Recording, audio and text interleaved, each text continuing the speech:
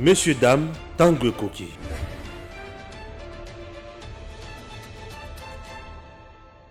Nous sommes là à bord des Congo Airways. Chers compatriotes, Congo Airways, le léopard volant, fait toujours son travail. Et son travail, il y a même des Congolais qui X coin na Y coin. C'est par exemple Patrice Emery Lumumba, Azaki na Bruxelles, la Belgique, Congo Airways, compagnie Mboka ya Bana Congo, et qui n'a quitté na Belgique et juillet, et Zongisie na Congo, Bisika à Salamoussala. Cette entreprise n'est pas en faillite. Oui, cette entreprise doit vivre, doit fonctionner pour aider les Congolais. Sur le plan commercial, elle doit aussi remplir sa mission sociale pour que le pays soit à l'aise. Un pays doit avoir de l'eau qu'on aille. Congo Airways, sur le plan, il y a la frontière, sur le plan, il y a MIPP. À garantir souveraineté, il y a Congo. Alors, vous regardez vous-même, Congo Airways a plusieurs places. Vous sentez que c'est confortable, les gens sont à l'aise ici, peuvent voyager comme ils veulent et bien servis, calmement, avec un personnel de qualité. Donc Congo Airways n'est pas en faillite, tout va bien. Alors nous demandons à l'autorité de faire convenablement son travail. Mesdames et messieurs, bienvenue sur Yeba TV. Très heureux de vous retrouver dans le cadre de notre émission Éveil patriotique. Vous êtes très nombreux dans la République démocratique du Congo, mais aussi à travers le monde. Bozolanda Bisso Lelo édition encore une fois de plus spéciale avec Pasteur Guili. Pasteur Guili Wazali invité. Il y a Yeba TV, mais aussi à Edem TV officiel. Aujourd'hui, nous les recevons. Stéphane Balamouangé, DG à Edem TV officiel. Et Mitterrand Naya pour les comptes de Yeba TV. Pasteur Guili sera notre invité pour répondre à toutes les questions d'actualité. Oyo Bozan a besoin de Koyeba. Qu'est-ce que le président Félix est allé faire en Europe, en Espagne, vous voyez que déplacement à Mokonzi, ils ont créé maman la polémique, Toromega Kolobango, Pasteur Guili certainement, a mieux informé pour nous répondre à la question. Jean-Marc Kaboun accusé d'enrichissement illicite, Kaboun affirme être bénéficié d'un train de vie excessif. Il y a une institution, Mwanda Kuna Mouké a tombé dans le quartier populaire et qu'il y a millions de dollars qui sont dans jet privé qui sont dans paradis fiscaux et qui sont dans multinationales. Ensemble pour la République, Moïse Katumbi, père Moïse Donzangi, avec 8 députés nationaux, 1 sénateur et 13 députés provinciaux. On en parle dans cette émission, mais Assemblée nationale, les bureaux de l'Assemblée présidés par honorable Christophe Mbosso, donc ouvre un dossier disciplinaire en charge, il y a Jean-Marc Kaboun Balobi, Makambolobi, propose les alliés diffamatoires, les alliés à caractère injurieux et Sengeli, ouvrir un dossier disciplinaire contre eux. Autant de questions sorties à Kabouya, sorties à Franck Diobo, Oazobenga qui va rejeter Bongo, président Félix, gouvernement, un système politique. On a parlé dans cette émission, mais tout ça appelle parallélisme. Actualité n'a évolué. Est-ce que Zali Pété, Basali Nanzambe, réunir la prière, Basambeli? Est-ce que nous avons révélé tout vrai caché? Il y a des acteurs politiques. On en parle dans cette émission, mesdames et messieurs. Bon, parce qu'il y aura vraiment des révélations. Ndeko Stéphane, bonjour. Bonjour, Mitterrand. Bonjour. Merci beaucoup. Bonjour, à Yeba TV. De partout. C'est ma deuxième fois dans le canal Yeba TV aujourd'hui. L'autre fois, je suis invité au Bazalaki na plateau. Aujourd'hui, quand même, Nazali wana mekakotuna mituna ya makasi et pas ya prophète politique. Le professeur des éminents na bien raé bongo na mukusina vraiment bien kaya ya. Na mona ipona bien kaya. Voilà, mais au PC ba téléspectateurs à Yeba TV Mboté, mais je signale que cette émission passera aussi dans Edem TV. Oui, effectivement. Merci d'ailleurs. Na bosani il faut na remercier Shadrach. Shadrach Moutouasala qui est Edem TV et puis ça Mbongo. Nous sommes la moine miliki. C'est grâce à Shadrach. Merci à Shadrach, le DG à Yeba TV. Merci na Batutu balon d'abisso na Edem TV officiel, vous n'avez jamais déçu. Baebi déjà que tozaka na Kisangani, tozaka na Lubumbashi, lelo na yesu so pas na ye azalaka pe na Edem TV. Voilà. Non, Edem TV Yeba TV, c'est la même famille. C'est la famille. Très bien. Mouton 5 services aux Mouton la timonière et les Ouais. les rassembleurs. Et tout. puis, mesdames et messieurs, je vous signale que Steve connaît derrière la caméra. Nous sommes assistés par notre DG qui est déjà dans ses studios.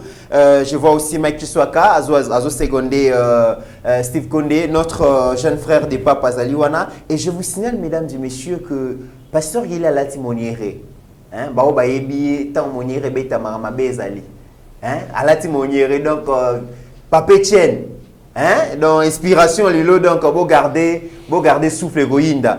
Pasteur Gili, bonjour et bienvenue. Bonjour Ndeko Miteranaya, bonjour na Ndeko Stéphane Balamwange. Bonjour. Bonjour aussi na Bandeko Nyonso ba Zolanda biso de partout.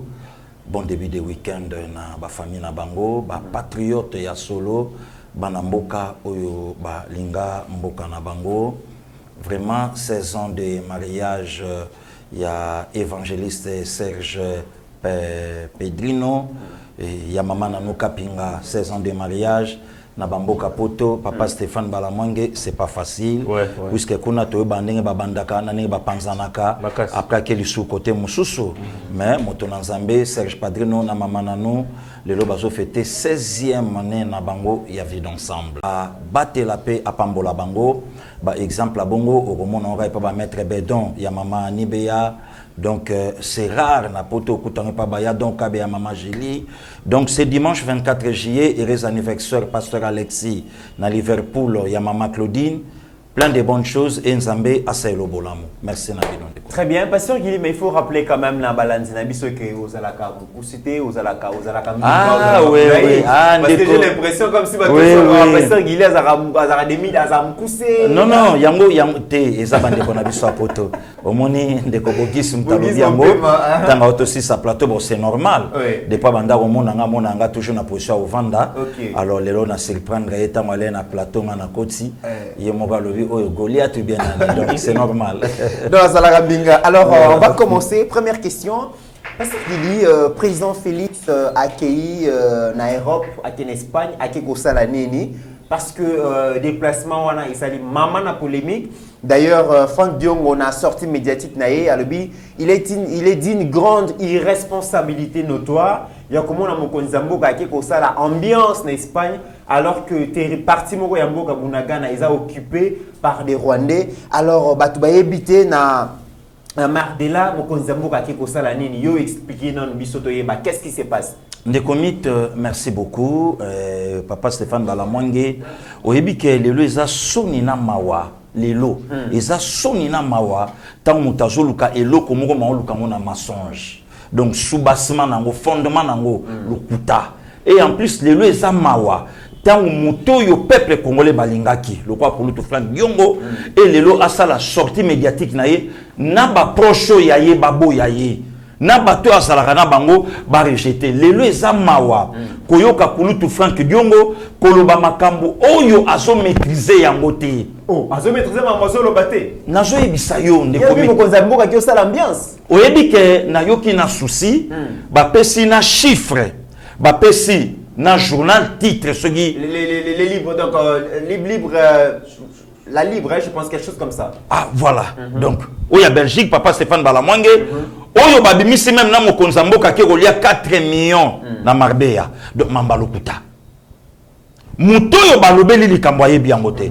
Rappelez-vous ndeko Mitterrand ya ezana ndeko moko ya journaliste awa abeta rappel solo toujours ya journal wana oyo bayaka ko recadrer ye ayoka soni a présenter besquise est-ce que valeur ya kulutu Franck Diongo na oyo muto ya zobeta lelo ba arme non conventionnelle oyo asalela ye na vie est-ce que réellement Franck Diongo c'est un politicien? Ça il apprend Diongo ni tata.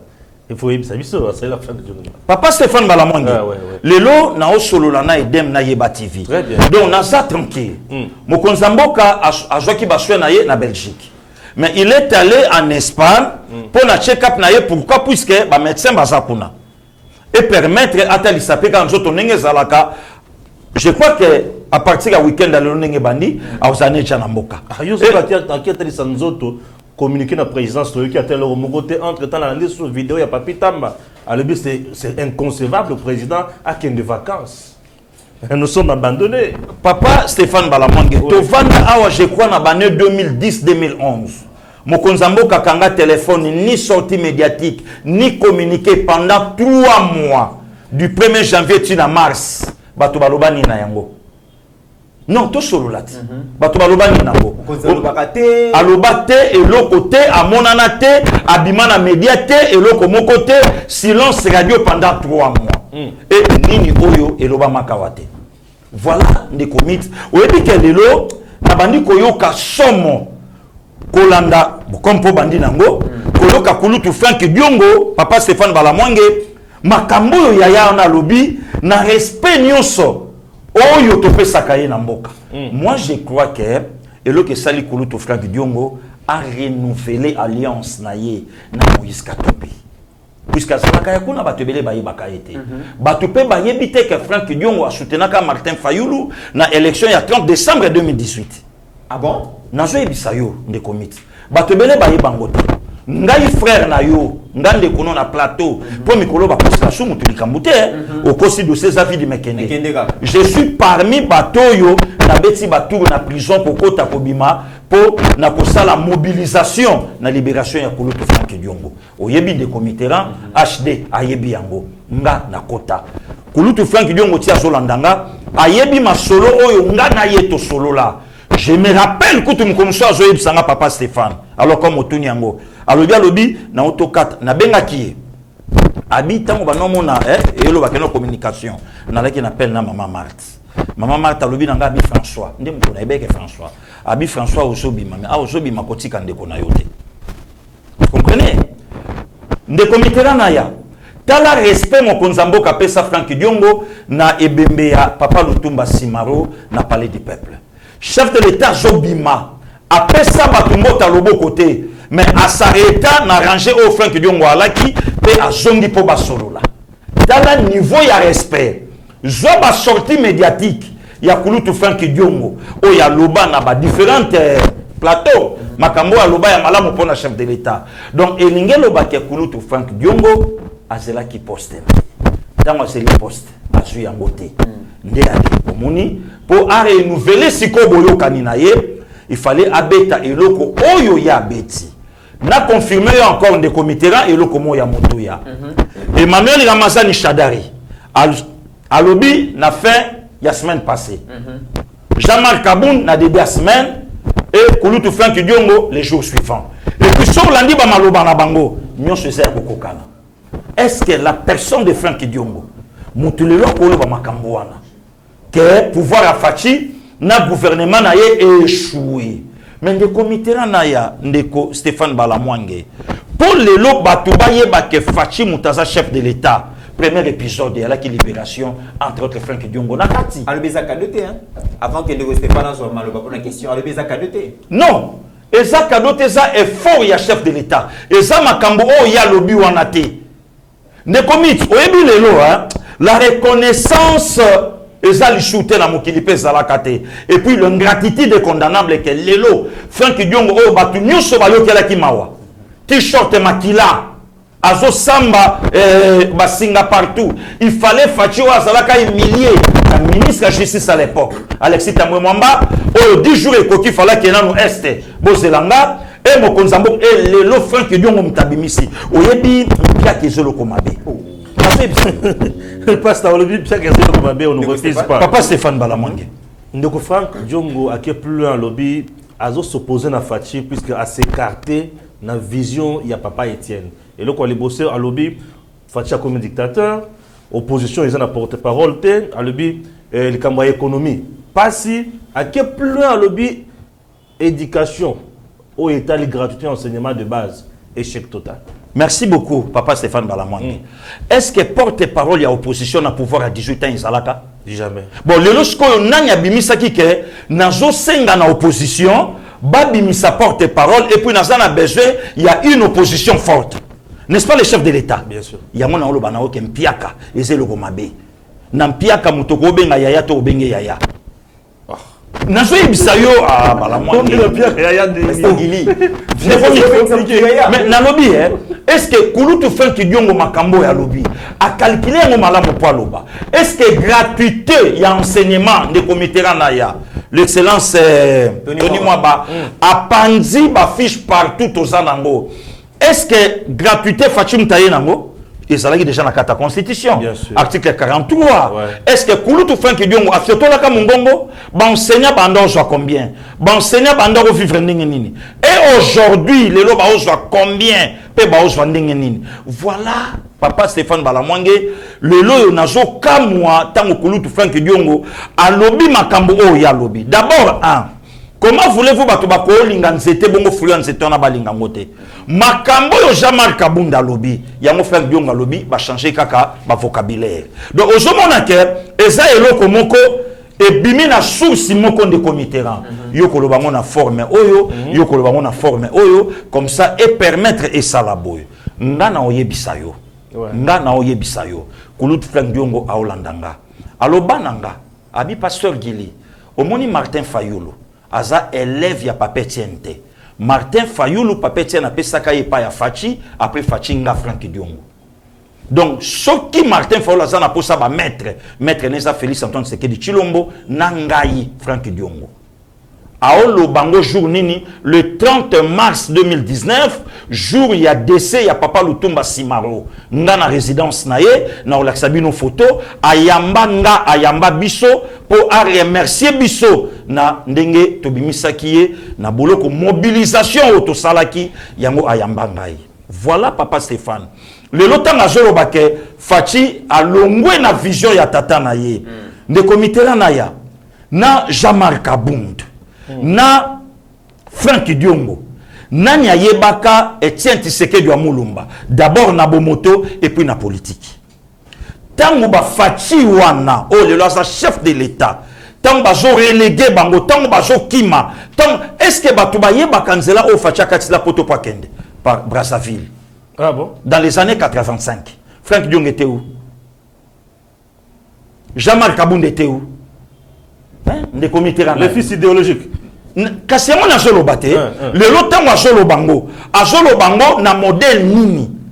Donc ozomona ke mbala liboso na yo ka Franck Diongo oyo bato balingaki même na ba proche na ye baza d'accord na sortie médiatique na yete. Très bien pasteur Gili. Voilà. Alors le lot lundi bongo ancien patron il y a eu de baisse Jean-Marc Kabund na RFI bazali ko accuser na question ba poser qui bazo accuser na ba enrichissement illicite à ce qu'il bi on est dit bêtises humaines abi mwanda kunanga ya mukio na tongi na quartier populaire ya Kingabwa na quartier Faubourg ya Kingabwa et kokanité na ba millions de dollars ezo bi mamboka chaque fois na ba jet privé.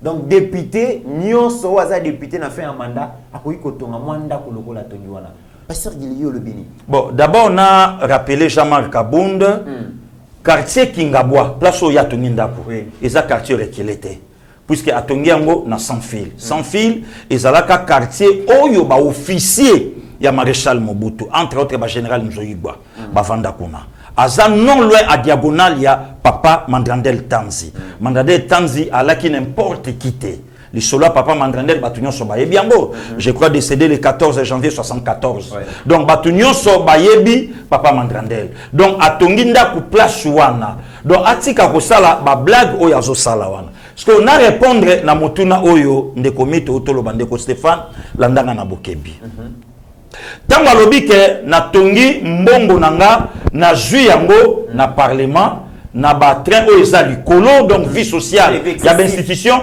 ezali kolo ndeko mitera la personne qui a fait 21 ans dans l'Assemblée nationale Mama Adel Kaina Mama Kipendano est-ce que ça n'a pas pour le pas ça n'a pas raté oyo toyoki ke même des vitres blindées oyo toyoki ke eza même na boîte de nuit est-ce que ça n'a pas seul député au Congo oyo a sali 21 ans oyo alandi Kouloutou plus Mwabilu a sali 15 à 16 ans est-ce que ça n'a pas pour le quoi Jean-Marc Kabund est-ce que ça n'a pas oyele qui est vraiment na yela qui était pour la ki sabango ke bazalaka na ba élément te tango olinga ba le kabaloba La première fois, il y a côté Assemblée nationale car en 2018. Nana Sali mandat mon côté. 21 ans.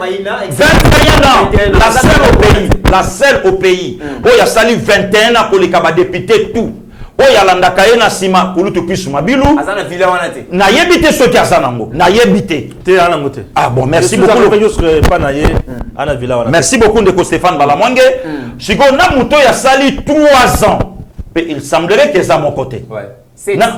Voilà, na muto ya sali 3 ans. Alobi ke babiloko wana eza oyo ya jibongo par rapport ya bambongo oyo ezobima oyo ezokende. Lokola lobi ke député nyonso oyo aza na parlement aza censé ya kotonganda kwango ça tombe bien. Naza na bandalungwa na Daniel Safu bande ko batala Daniel Safu ndako patongi puisque député nyonso a censé ya otongango batala oyo pe ya nani ya Daniel Mbau batala pe oyo ya batu nyonso totala mbongo ngo oyo bimaka na parlement oyo ndeko Jean-Marc Kabund atonginda kuwana pe abeti lisolo ndeko Mitterrand yokangai. Il est allé trop loin, papa Stéphane Balamwange. Alobi, au départ, il y a makambo nyonso, asala qui est fort, il y a kotia président Nanzela. Rappeler à l'ordre. Bon, d'abord, Jean-Marc, tout d'abord, c'est un impoli, puisqu'il y a un âge nanga, à quoi rappeler ngate. Non, c'est un impoli. C'est un impoli vis-à-vis au chef de l'État. Et il y a grand frère Naye, il y a plus de 15 ans.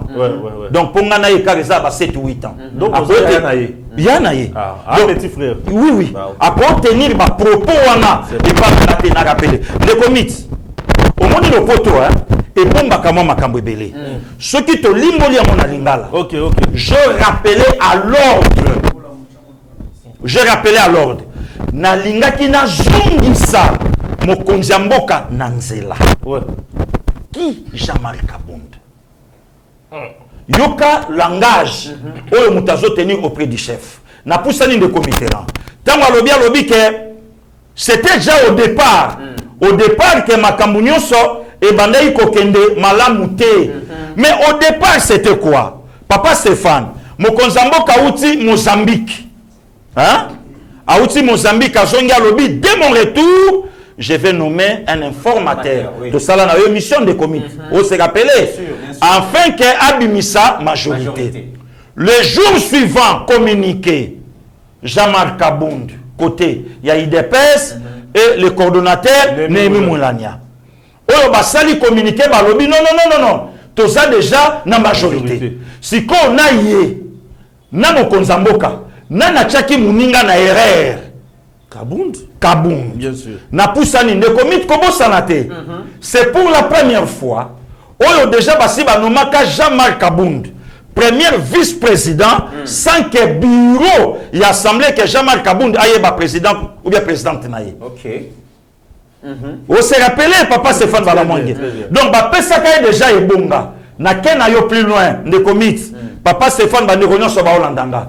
Jean-Marc est allé, il a fêté ebonga Pesaka na FCC.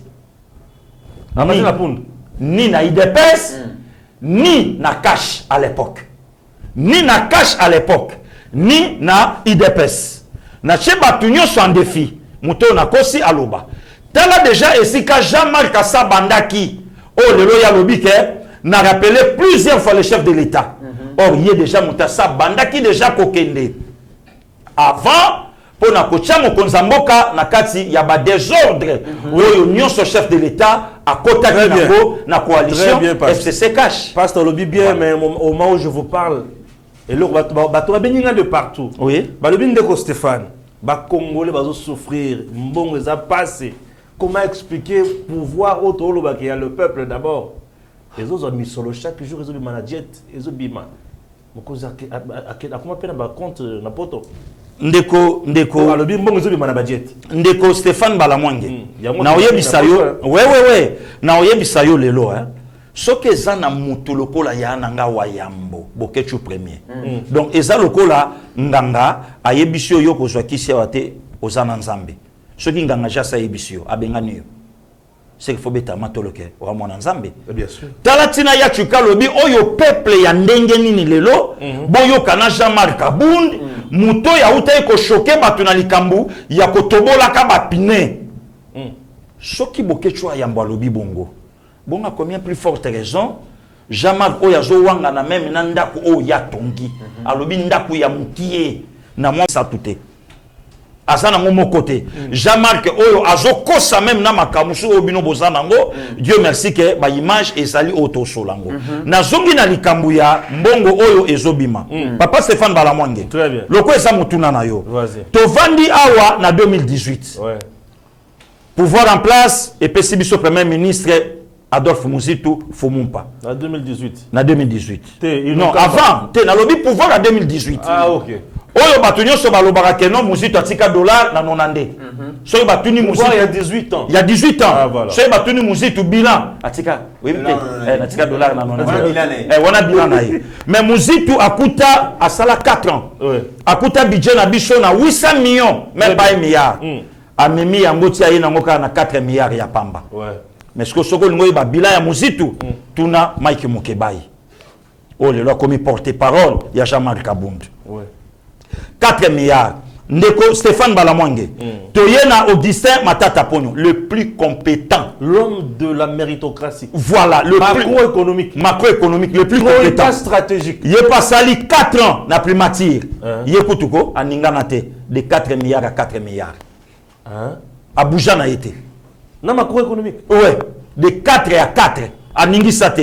Si on a bateau bino bozo benga, mbongo zo kene na jet privé, et zo kota par-ci par-là, dans une année, Samalukonde, ministre le plus incompétent, à une année, a vu de 4 milliards à 11 milliards. Et on sous-entend qu'en 2023, Toko m'appelle na 16 milliards.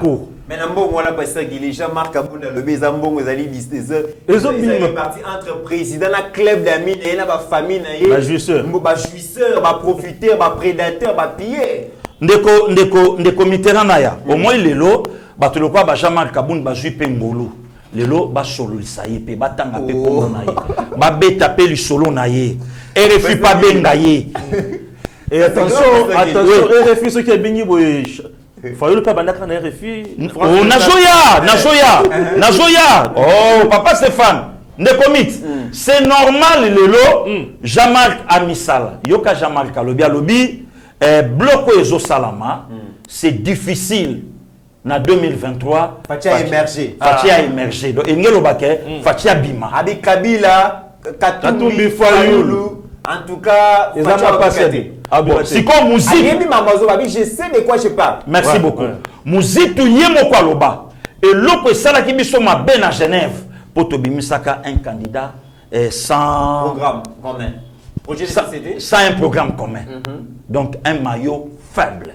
Et l'autre comment y a pamba. Les lots ce qui Muzitu alobiango. Aujourd'hui, non.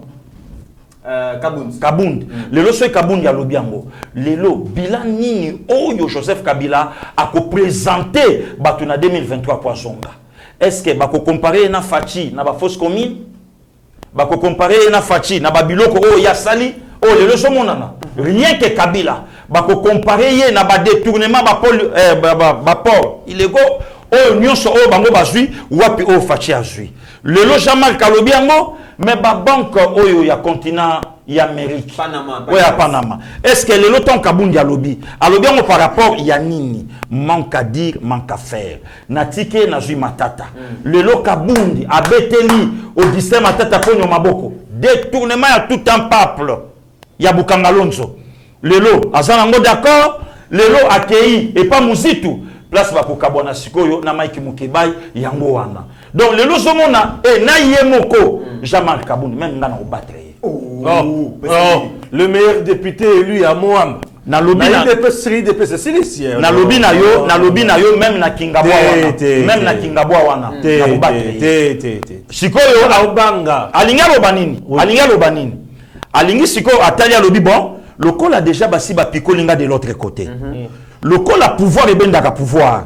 Naki masiko mbangu na ngambo wana mususu comme ça et permettre côté on a ceux qui ont eu pouvoir ngai pe Jean-Marc Abound nazala na kati ya partage à gâteau donc c'est ça c'est ce qu'a pensé na ye place yango efandeli yango mais Jean-Marc Abound ayebi moto yazo bundisa Jean-Marc Abound ayebi moto yo simba ndeko Stéphane Balamwange pardon ndeko mit oyebi il y a un serviteur de Dieu je crois prophète Fulgence dernière sortie na ye aloba eloko wana alobi mokonzi mboka oresi mais soki eza na ba président oyo bakobunda makasi eza faci mais comme à un certain niveau à oresi d'ailleurs proche na ye moko aza pene na ye se rebeller contre ye yango lelo tomoni yango donc soki ba makambo oyo nyonso oyo kabunda bandi koloba patati patata boye na boye na ba Franki Diongo okende kokosa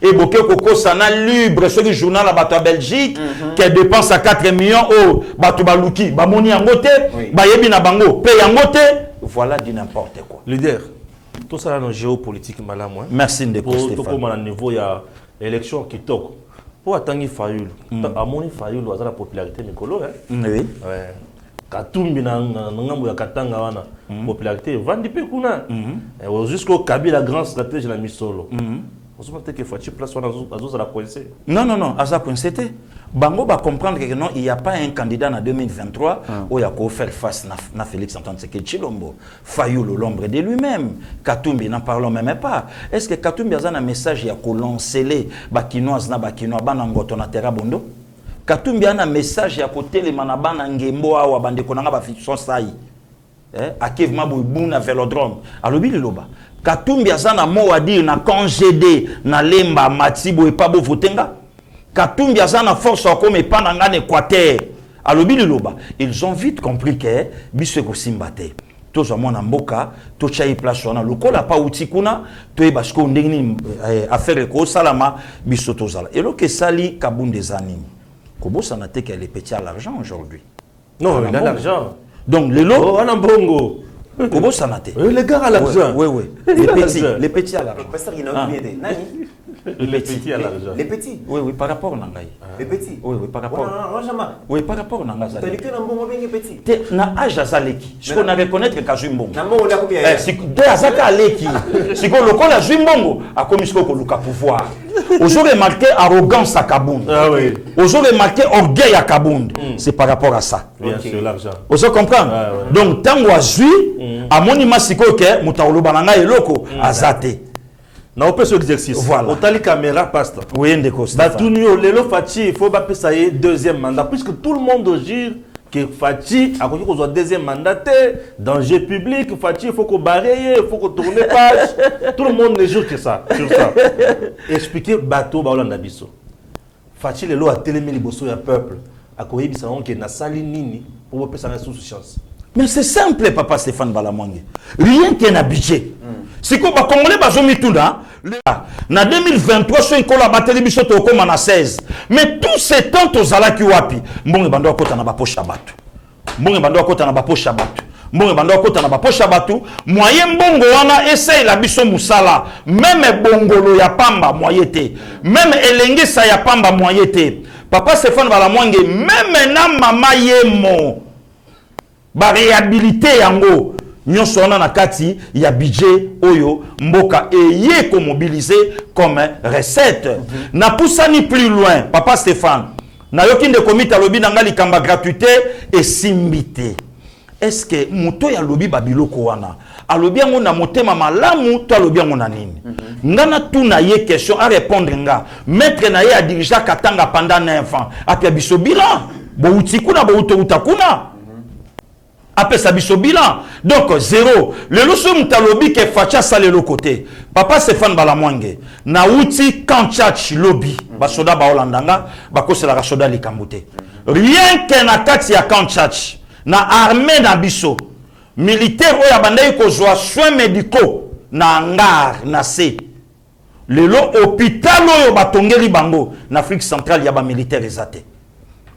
Deuxièmement, militaire ou abandai ko soit prime 2 fois par an ou soit na début janvier aye na mona juillet ou bien décembre et puis prime mango combien papa Stéphane Balamwange $40. Le lot militaire, on a comment j'apprime mensuellement, et puis combien? 110 $. Nazoya, papa Stéphane. Koba kota. Problème, rien que yango. Tout ça, c'est le pays au monde où ils ont même palais présidentiel. Mais ba palais ya ba président n'en parlons même pas. Ils ont ba président batonga na ba forêt, ils ont ba président ndako bandi na province musu côté na province mususu. Donc ndako bandi na kin et côté ti na bandundu. Il y a président. Ndako ya bandi na kin ti na bandundu. Ti na bandundu. Ah mais kinga katiti. Vous comprenez? Mais si koyo mboka ezangi ndako mutu moko ya lobi na kotonga yangate na tonga nano ya mboka. Ndeko mita yebi tokendeki. Jean-Marc Akeiti plus loin ya kokosake fachi incapable ya kopesa même teni na ba militaire ndeko mita. Ngana loba ou bien image lo. Dans un extra vidéo mesdames et messieurs. Jean-Marc Kabunda lobi pendant 3 ans le président est incapable d'offrir ne serait-ce que Kenu na ba soldat na ba policier. Tolanda extrait au Les activités de l'industrie militaire de la République démocratique du Congo viennent d'être relancées. Objectif, l'autoprise en charge de l'armée en temps de paix dans la fabrication des différents objets utiles pour les hommes en uniforme, parmi lesquels les tenues avec une capacité journalière de production de 100 pièces. Le Premier ministre Jean-Michel Samaloukonde Kienge, qui a présidé ce mardi 5 avril 2022 cette cérémonie de relance, dit venu encourager cette initiative du gouvernement mise en œuvre par le ministère de la Défense nationale et qui entre dans le cadre de la réforme et de la promotion de la production locale en République démocratique du Congo. Nous avons, dans notre politique, décidé de mettre en avant la production locale, donc nous y avons mis des moyens et ce n'est qu'un début, ça doit se poursuivre. Je suis venu encourager cette idée donnée déjà par son Excellence Monsieur le Président de la République, notre propre capacité de résilience et de production locale. Nous faisons face aujourd'hui tellement d'effets mondiaux, économiques et sociaux qui font que chaque pays devra travailler sur sa propre résilience et sa propre détermination en tenant compte de ses potentialités et de sa diversité. On parle de diversité ici dans la production militaire, mais ça doit s'étendre finalement comme exemple dans tous les domaines de vie où de plus en plus on devra investir chez nous, pour nous, dans notre industrie et finalement pour atteindre au niveau d'abord de la République démocratique du Congo une capacité totale et pourquoi pas aller vers l'extérieur. Cet événement qui est un signal fort qui est lancé dans ce domaine où ça faisait presque plus de 20 ans qu'on n'avait plus eu de production industrielle militaire. Outre les tenues, cette industrie militaire aujourd'hui opérationnelle va également démarrer dans les tout prochains jours les activités. Pasteur Guillaume, vous commentez vidéo tout le monde. Si on décommit, ngana olobani. Jean-Marc Yaoutoloba qui a fait incapable. Tala sikoyo ba militaire. Non seulement ba doté mais usine. Usine. Bangomo ba nokomi tongela. Oyo bangomo ko ba banda komi tongela.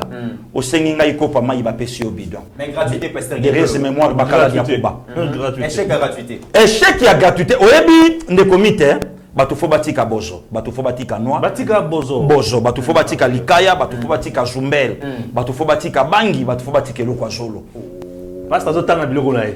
Voilà biloko nae. Biloko nangai. Ah biloko nae. Yangaiko puisque le lota motali ke kulutu feng bionga lobi même gratuité simbité. Oyebi ke Mr Nanga Sankara de Kunta merci à trop. Oyebi ke Sankara pesa batu boulot na vie.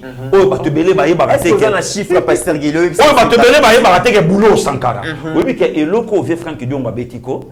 Donc azuma matière et pas Sankara. Yesiko ya Moïse Katumbe me ya lukuta. Parce que Sankara symbole à courage, paix à vérité. Yoka sko eloko ya lobi gratuité et simbité. Les comités. Salaire il y a enseignant est passé de 168 000 francs congolais, moins de $100. Ok. 168 000 francs congolais, moins de $100 à 411 000. De 168 000 à 411 000 francs. Et $205. $205. Merci les comités. Et le frais de fonctionnement de 45 000 francs congolais à 2 450 000 francs congolais. Avec ce tableau, on sait l'évolution de la paye des enseignants depuis la mise en œuvre de la gratuité de l'enseignement primaire par le chef de l'État. Manque à dire. Donc, le logement a Sony, oui, le lot, hein. ndeko Stéphane fachi a côté les mako batu batali ba yebise balobi a bon Félix Antoine Tshisekedi Tshilombo toke na camp basa basoda babi to voter yo to voter te pona nini to sala 20 ans mai sala raté courant la raté na camp rien que na camp to sala bambula basoda problème a besoin ba soins médicaux mais tala hôpital yo mokonza mboka atongeli bango to sauter place on a toyé rien que baboti o lelo ba otangisa bana babi mais non biso photo voter puisque enseignant o ya bandai kolata sapato eboula phase sapato eboula phase eboula phase otali pantalon otali jupe ezana ba mama lokwa baleki nanga babiga babandai ko kabela pe ba enseignant mo ilamba kolata atala enseignant otangisa mwana otali jupe alati et pe siona mawa mais ngana yo na ndeko konde tokenda tozomona pour la première fois ministère à EPST ezopesa pension au sentiment que chiffre au tali enseignant nenga zotuni papo ya Pierre Cour pour mwana ayoka ndenge nini ndeko Stéphane Balamwange lelo tango bato azoluka ba beta li solo o lelo bazobeta rien que na problème ya bilan chef de l'état oyebi eloko ni na okina soni eloko ni na okina soni na vie mukwege bato yo mutu bandako mona lokola mutu amalonga la diplomatie vie mukwege alobi diplomatie ya président est faible. Katou nani Kaboul perd le bagage, ils ont diplomatie à complaisance. Alors d'ailleurs diplomatie régionale à Mokozi, ils ont aggravé situation et insécurité dans l'Est de la République démocratique du Congo. Le comité là, il y a secrétaire d'État américain aux affaires, non président commission aux affaires étrangères à Sénat européen. À Outo Solola na secrétaire d'État américain, rien que pour l'affaire ya Rwanda. Papa Stéphane Balamwange to vandia wa guerre à Rwanda bandi il y a 20 ans.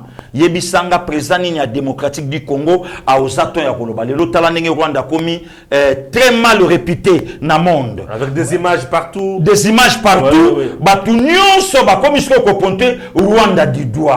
Mukwege ifwa loba. Le lopé to koloba pe guerre est docteur Mukwege pe copine na EP baby. Ah, les réparateurs. Les réparateurs de brèches. Puisque les locaux na ezanini. Kuna ba mwangisi il a réparé. Si quand on va mwangissate.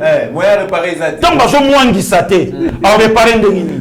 Donc il y a mon enfant au non cop a fachi baby oh c'est pas fachi il y a des cop pasteur Gili ah ne comité si quand ngai muto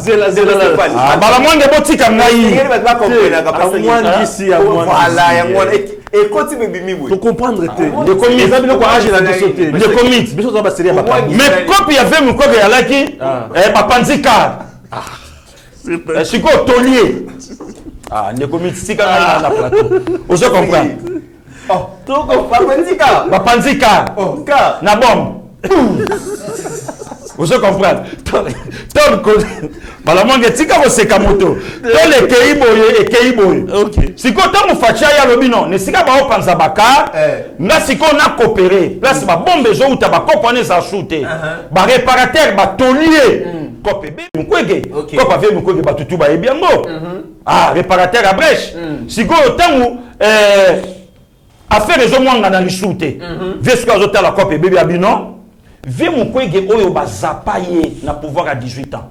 batanga yete aussi qu'on a pris Nobel mais il y a des cas inaperçus na Congo papa Stéphane au moins lelo hein mitema mabe bato ezanini fatia ko bébé sa kopa bato belé entre autres vie mukwege bato mona ke le quoi saint kope bébé vient réagir le temps aux hommes même ata bakulutu Frank Diongo bando lobela que mokonza mboka ke ko signer contrat il y a 50 ans il y a banana mais je courage au ça va tout vérité contrat 50 ans signé par pouvoir passer à 18 ans grâce coup à pouvoir à fatine baye ba revoir yango et zongi na 30 ans ba revoir yango mais nyoso na pona nini lokola patron na ye basala pe na même mise na faire wana et que makambo baby yango moni ba biloko toana donc le lot c'est mon konzamboka lobi a présenté bilan du fait que ne commit passer problème pour toi Zolandanga basala nzambe ba Olandanga et loko ezalaka makasi na délivrance même ata na ministère à combattant to so enseignement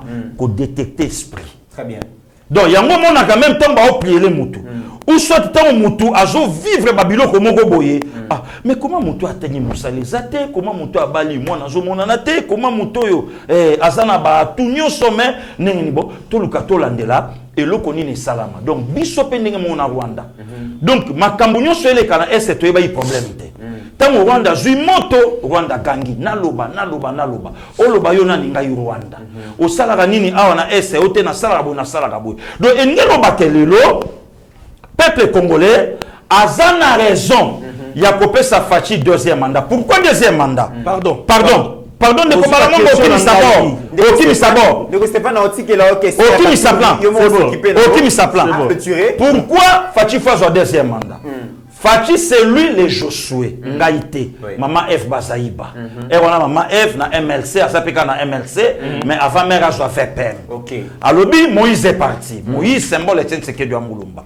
Je se lève toi Kotsabiso na terre promise. Na kata terre promise va kotamba moko inde te. Na kata terre promise je sois abundana Aï. Na kata terre promise abundana Jéricho. Na kata terre promise abunda na Gabaon atelemisaka même moi. Et nous avons lelo. Bato nyonso zomona wana docteur Mukwege Jean-Marc Kab baza ebele de comité na yebisa yo. Na lobaka na en 2022 ekolakisa po ya ba politicien congolais. Nanu ba se prononcer nyonso. Ba to yemingi ba ko démissionner. Ebele ba ko longwa. Ebele ba ko bima po sikoyo ba beta ba arme non conventionnelle. Bato ba zongisa ba vidéo na so ya kala ba ko mona ke na lobaka makambo. Siko bato nyonso wana neti Jean-Marc Kabundi. Aïe. Soko taliango déjà na Joshua chapitre 7-8 au Kutango au Kekunabu Jéricho bangwana kuna bayali ba Moïse Katumbi donc engelo bake Fachi lelo yé muto akota so na terre promise mais avant Israël akota na terre promise abundaka pour à conquérir ba terre wana et deuxième alinéa il y a réponse nanga ndeko mitoza au courant ndeko balamwanga yebi makambo yo tupe eza fait. Il y a prière fervente de juste. Avant de la question prière, je pense qu'il y a une souka. La question il y a Moïse Katumbi bazoki maé pour prière de goya go sangisa biso. Question ya souka rapport sur qui ça y a Jean-Marc Kabou. Oui, ndeko. Le noboyi Jean-Marc Kabou ezaki mwana ndako. Alaki patron ya UDPS.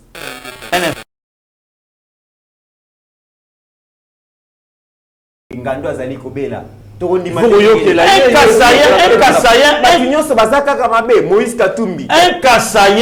Kassayen aye na po. Il y a un Katangé. Infiltré déjà. Départ de l'eau que ça chamabé. Donc déjà ça a crédibilité de. Bon, ce qui déjà à lobby. Ne commit. Tout Mikael, moi parenthèse moi mon boutique langa. Jean-Marc lobby à lobby abandonné ko ça par tous les moyens à ramener chef de l'État à l'ordre. Mais au départ mais c'est Jean-Marc Kabound. Jean-Marc Aboya batelemela mokonza mboka pour un problème ya formateur. Oui, il y a formateur. Au départ déjà c'était Jean-Marc Kabound. Au départ CG Kabuya Otolo Bango amoneya ba poste babilo ke belé oya sala. Est-ce que lelo okota là parmi ba kombo oyebani ba venanga oya mbinga mungu muke ya boga David Mukeba. Oui. Oyebi lelo azanga même kobimata gouverneur oyo mokonza mboka pesaka yembote Kabound. À cause de qui? Et pourtant le premier véhicule Kabound a utilisé na Kinshasa Yaye c'est conseiller David. Deuxième élément Kulutu Frank Diongo oyo azosilika lelo son ennemi géré c'était qui? Kabound. Un contre tous. Nani alobaka na biso ke Kabundi mutakozala opposant ya président Fachi. N'est-ce pas Kulutu Frank Diongo? Voilà pourquoi je donne raison à la parole de Dieu. Stéphane Balamwange. Pardon de commit Yokabor. Yokabor de Balamwange. Je donne raison à la parole de Dieu. Oh yo Pilate na Hérode, ils étaient les ennemis de longue date. Mais ba yokana uniquement car pour nous livrer le Seigneur. Donc lelo soki Kulutu Frank Diongo a occupé ma poste à Makasité. Cible naye ezalaki Jean-Marc Kabound. Mais lelo bake koyokana pour clouer le Seigneur. Donc voilà les comitéran lelo zo mona manque à dire manque à faire bato bandi ko perdre ba pédale d'air pe non pe sur révélation. Balamwange na beta bord moko. Lelo Kulutu Frank Diongo azolo bawana que peuple azo souffrir. Nga yoyo autorité moko abenganga Abiya Kambangu. L'État n'a luka moto et me mangana koma kuna. Nazo kita na siège à partir na ye. Na lo bango bien. Na kutani na autorité na zo bimabi na tikeli yo quelque chose na bureau et pas honorable pour na mona ki o umeli. Atika $400 na kotabo honorable akanga $100. Ngape na yebate. Te to solo la. To solo la. Ngai. Bakosela na moto likambo tenga. Nazo bima autorité na après 10 minutes après benginga. Allo pasteur Gili ozunga biwe. Allez peka pardon. Atu ngozu comme un $100. Agangi. Non, il y a Franck Diongo. Aotalanga. Allez au 300. 300. Ah. Frère, allez 300. Un malheureux comme moi. Un moussouffra. Allez au 300. 300 balles balamwange. 300. Donc dès na olongwa wana oke nanga na sans été ko senga. Bien sûr. Mais 300 nanga na ko sata mo légal nanga na ndoteka ba plan. Et quel est Alianga yango. Siko ndakisa nini il faut ne pas lire comme 50. 50, allez Moukibaye. Allez, Moukibaye comme 50. Parce que yebisanga bato ndakisa bango wana. Na lobi yango na lobi yango kulutu Franck Diongo. Na lobi yango lelo. Ça c'est bien. Na lobi 400 balles na 100. 400 balles. Aux révélations, mesdames et messieurs. C'est ça que ma lobby pesa ye. Ndati ah mais na moni passé gilia umeli bon tika kaka yazo bimana siège ngana okota Moutouti na prison c'est tout à fait normal à ce moment-là. C'est bon. yango siko monique azeli a monité il a tout oublié même bolamu basalaye oh lelo siko pose la question na kulutu Franck Diongo alobi ko bimane alaki kadote ce qui Martin Fayulu bimara chef de l'État bimisai Super. Très bien. Ndekomit dossier à tout maison intéressé ngama muke. Ya kitoko vraiment mingité. Voilà. Ce qui m'intéresse c'est ça oyo maman princesse Adèle Kaïna Maïna walobaki que Fati Azali Josué. Moto a comme biso na terre promise pour tolia biloko kitoko. OK? Ndeko intéressé na mingi. Aujourd'hui, on nous dit à organiser ma prière juste pour flatter mon Konzamboka. Est-ce qu'elle est à la hauteur aussi? Il y a tâche dans le ministère Bissikaza et en plus de cela sur le plan politique et électoral, elle peut apporter quoi dans mon Zamboka? Bon, d'abord, ce qu'il faut que maman wana, Aza seul na Congo, ça a plus de 20 ans dans le Parlement. Oui, ça je sais. D'abord, ça c'est un. Ouais. Pour la poids politique, il y a Zanango. Autant là déjà niveau P intellectuel dans Zanango. Il y a mis balé, ce toqué sur le plan spirituel. Elle est vraie. Pourquoi vraie? A joué courage et à courir Basali en Zambé, Namboka Oyo. Oye belé pe toyoka ke o na oyo mbote bapia na kate mais bakutani stade tonda bon nombre ya batu libanda lelo siko na kofungola yo papa Stéphane Balamwange ngai kutu na zo encourager mama Kipendano na zo encourager ya koyebisa même chef de l'État à travailler na l'église à travailler na ba homme politique ba homme politique sont des traîtres des hypocrites et lelo pe soka lobi ki azo flatter mon Konzamboka we puisque ayebi ke Fatim tana lourde charge. C'est lui le Josué où il y a encore sa terre promise. Donc il fallait quand même soutenir vision. Pourquoi? Puisque il y a beaucoup de vision en Congo. Parce que maman dende basa sentir oyo et si mi pantalon. Donc moi pantalon et quoi il y a exaté. Donc démarche naïe, il y a double casquette naïe. Tant que une femme d'État, puisque Kobo Sanater il y a sa politique il y a d'État. Donc bango ba otala d'abord la nation et non ba ambition personnelle. Voilà. Et il y a mis balé une servante aussi. Donc, Azan a raison, pas en a courage, il y a comme même la Mokonzamboka, les hommes de Dieu, dans la bateau quand même, bah, sincère, au travailler na bango, ne sika aucun de travailler, na bateau le quoi, bah, Jean-Marc. Le loson a bien à l'oba. Est-ce que, oebi, papa Stéphane Balamwange, n'a rappelé Bandeko, bah, on a bis le komoko, ndeko mit, n'a bête là au lisolo. Genève et Kokaï Kosimbate, pose la question à Kouloutou Jean-Pierre Bemba.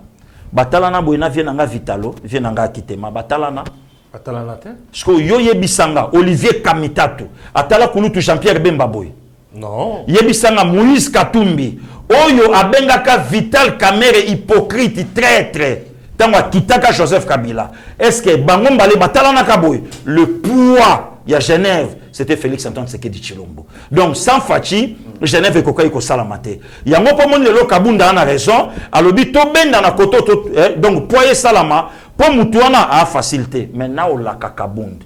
Na o la kakabund, c'est pas l'argent qui fait le bonheur.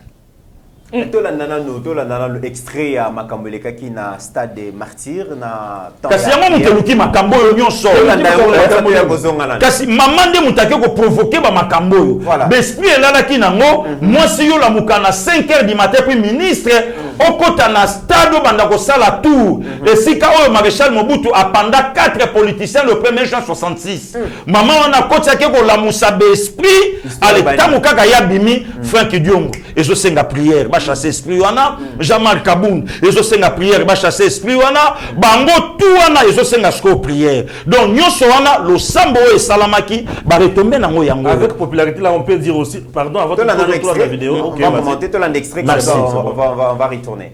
Seigneur, je vais te recommander le commandant suprême de FARDC, le chef de l'État, président de la République, Félix Antoine Tshisekedi Tshilombo, notre Dieu, à partir d'aujourd'hui,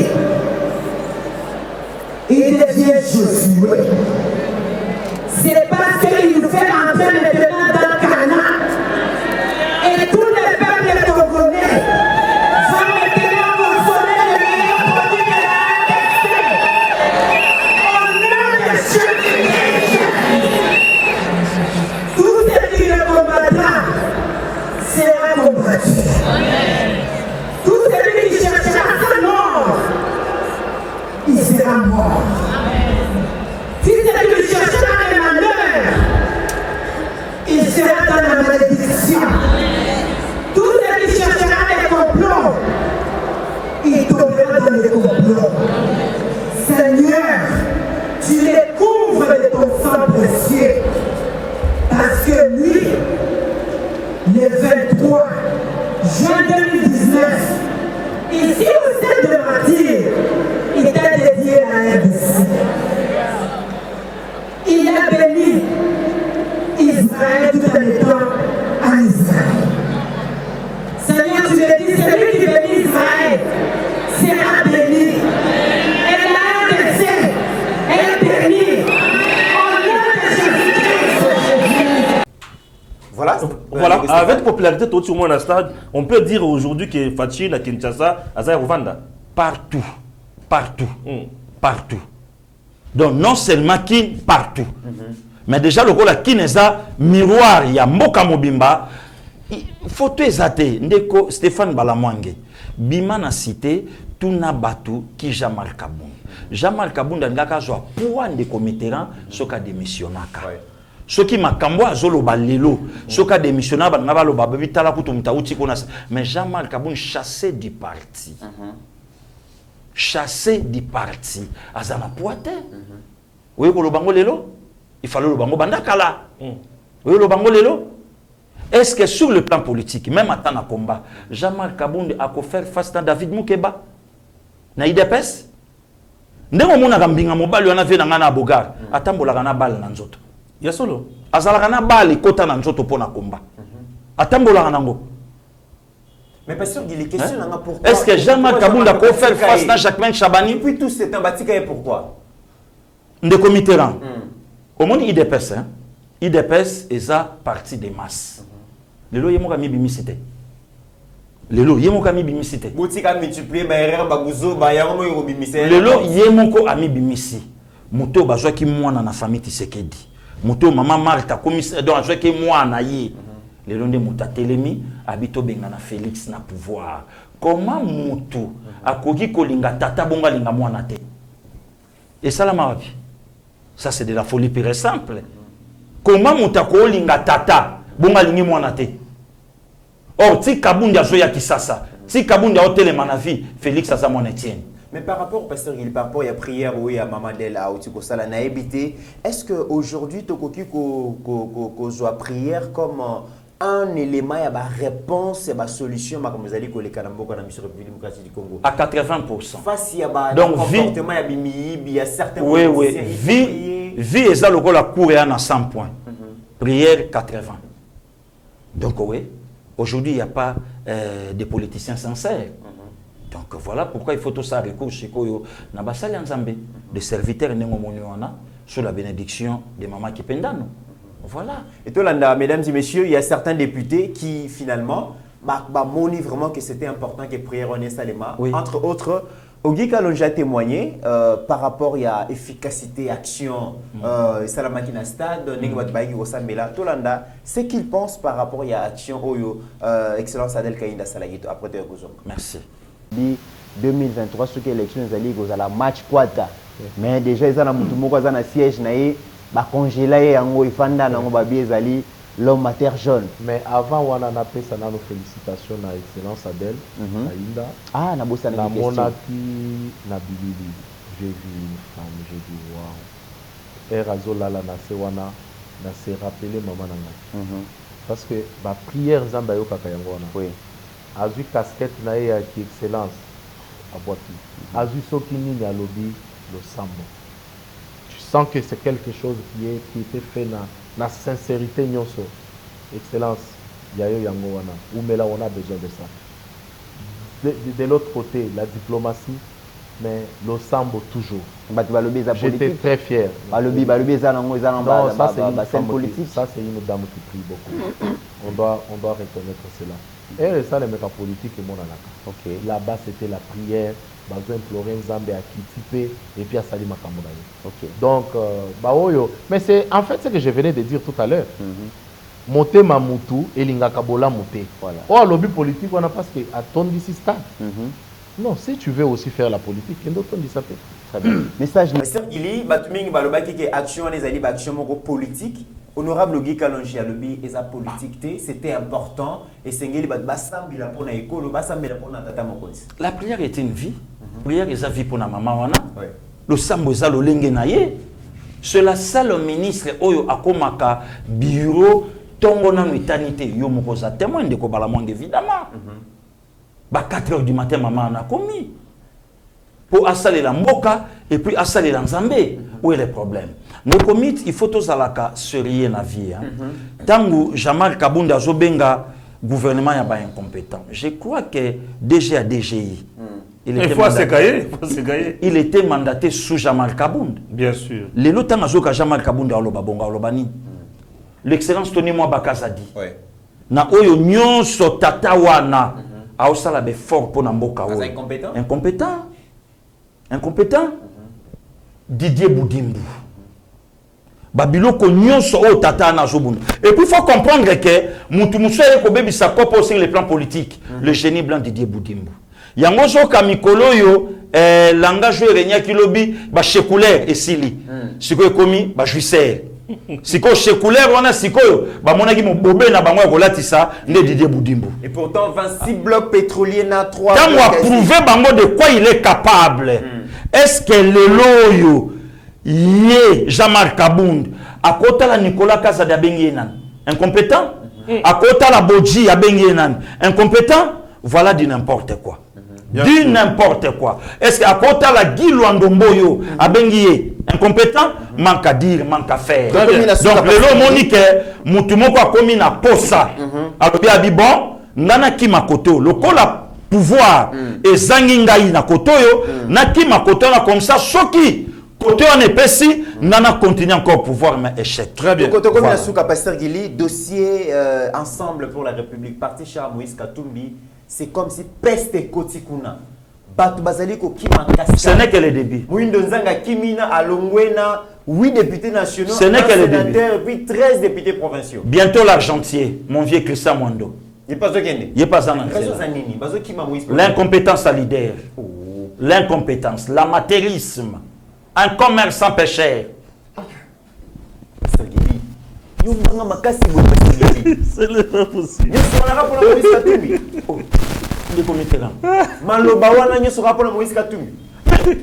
Christian Mandata lobi muto a dirigé ngata.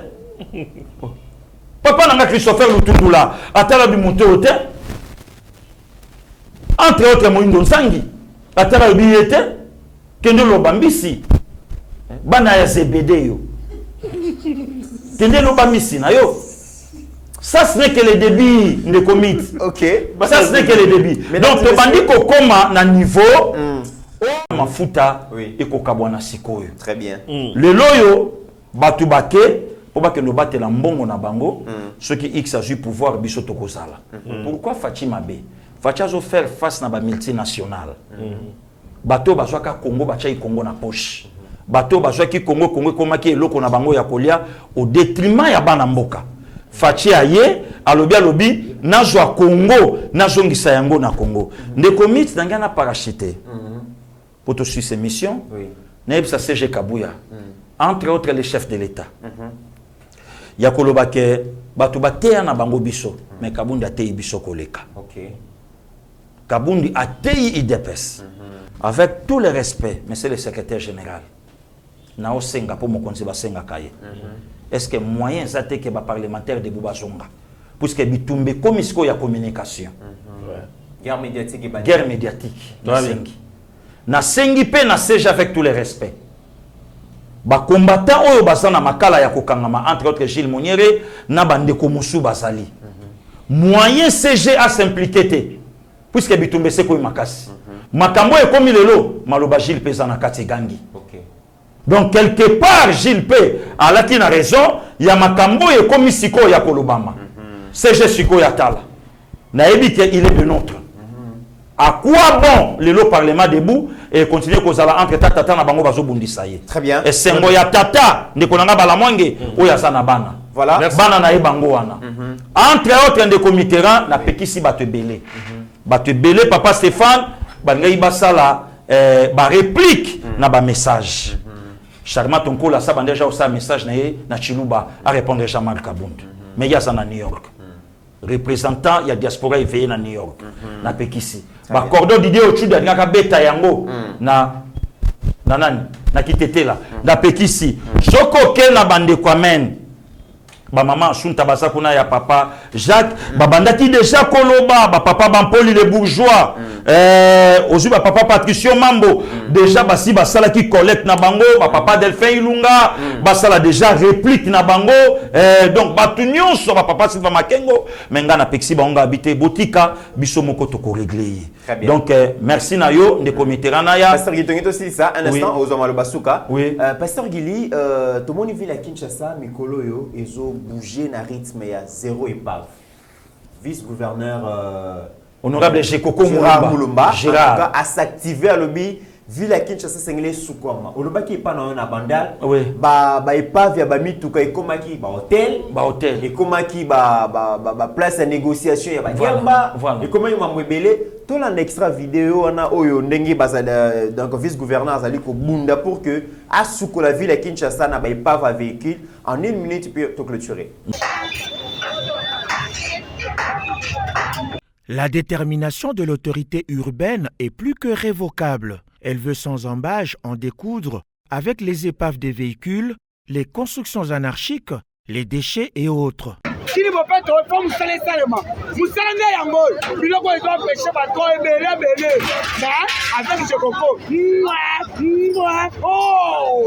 Objectif, assainir Kinshasa jusqu'à son embellissement total. C'est justement ce qui justifie la présence tous ces jours sur l'avenue des Poids Lourds au quartier Kingabois du vice-gouverneur de la ville de Kinshasa, Gérard Mulumba, accompagné de son Dirkaba, maître David Chimanga, du bourgmestre de la commune délimitée, maître Douglas Nkulu, et de l'ensemble de son cabinet, disent décourager les auteurs des mauvaises pratiques. L'opération Zéro Épave rase tout sur son passage. Cette veuve, tenancière de ce kiosque démoli, a été encouragée à aménager dans un espace meilleur que celui qu'elle occupait dans l'emprise publique. Un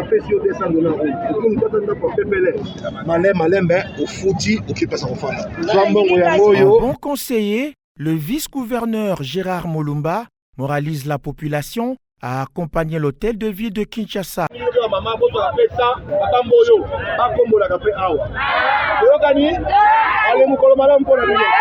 L'opération Zéro Épave devant s'étendre dans les 24 communes que compte la ville capitale de la République démocratique du Congo.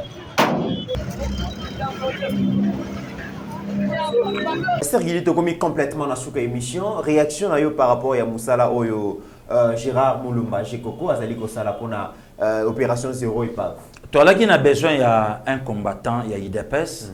Aya chana no moi coup de pouce na acha mulunge pas ya Kulutungo Bila puisque Kulutungo Bila beaucoup plus ACP na que Vilakin donc il fallait honorable aya aningisa mwa moke dio na bango mbale kende bien de commit prochaine émission ezale pas na yo ezale pas de ko bala mwange na ko beta lisolo pourquoi IDPS l'Assemblée provinciale azanga ka ko bimisa même un sénateur na ko beta ngo toyeba moto ya moneya oyo lo bayi nango CG moto ya moneya TK to ko beta lisolo po batu bayeba nana yaki ko sala lar na kata parti nana yaki po aboma parti au profit ya batu mususu to beta ngo Ndeko Stéphane au clôturer avant de passer à Malobana pasteur Guila clôturer. Merci beaucoup. Pesanga 2 minutes.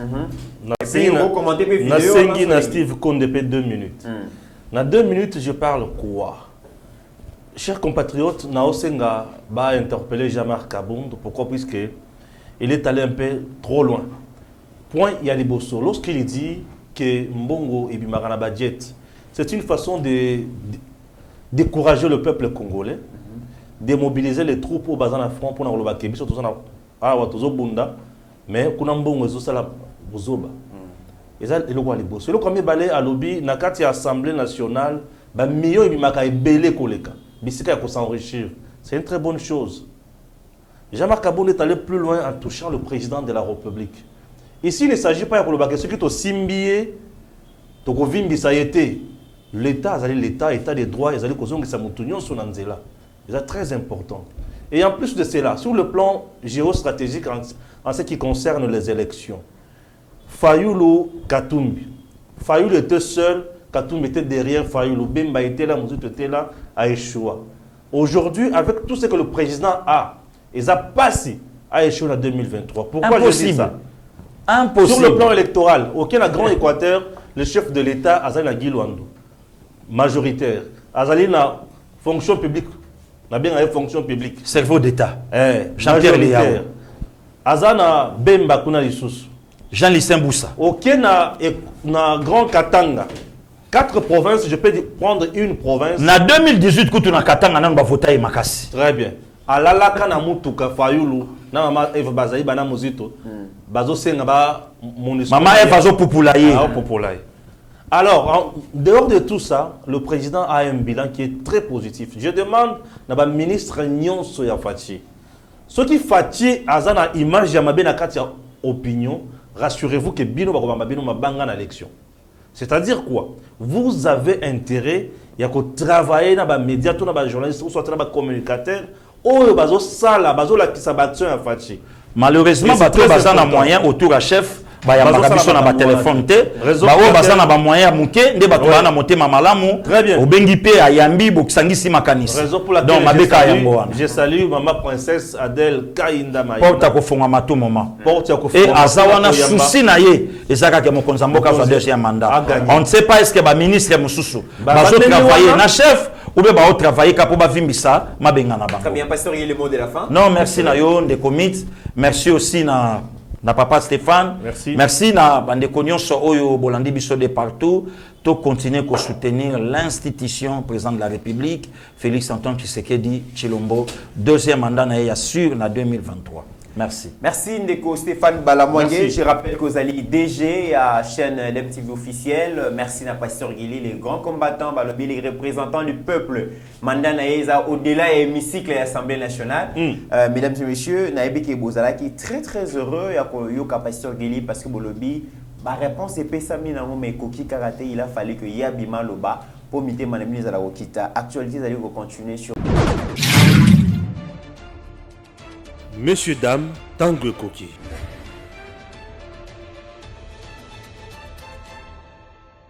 Nous sommes là à bord de Congo Airways. Chers compatriotes, Congo Airways, le léopard volant, fait toujours son travail.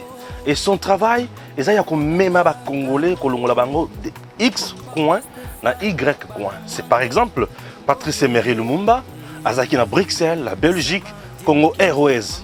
Compagnie ya mboka ya bana Congo et qui n'a quitté na Belgique et juillet et zongisie na Congo bisika asala musala. Cette entreprise n'est pas en faillite. Oui, cette entreprise doit vivre, doit fonctionner pour aider les Congolais. Sur le plan commercial, elle doit aussi remplir sa mission sociale pour que le pays soit à l'aise.